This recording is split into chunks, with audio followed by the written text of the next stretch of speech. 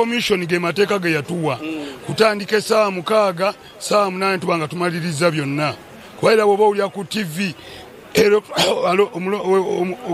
omuwandiisi w'electoral commission abeera ayogera kwenda kutandika essaawa 6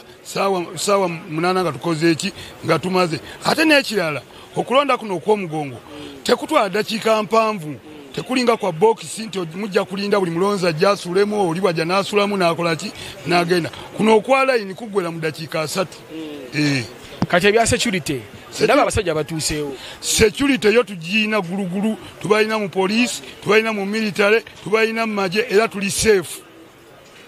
abantu bayinza okutya lwakuba walabye muntu nti no bajja kukozesa eryanyi wano tewali yanyi likozesebwa kubanga era bukya tulonda ebiseera byonna tuze tulonda security tubeera nayo bagimanyi security eriwo okuuma gwalonda n'abalondesa okubeera nti muli safe. Twogere ku nsonga ya corruption bano abagula akalulu naddala ku ssaawa y'okulonda ng'olunaku olwaleero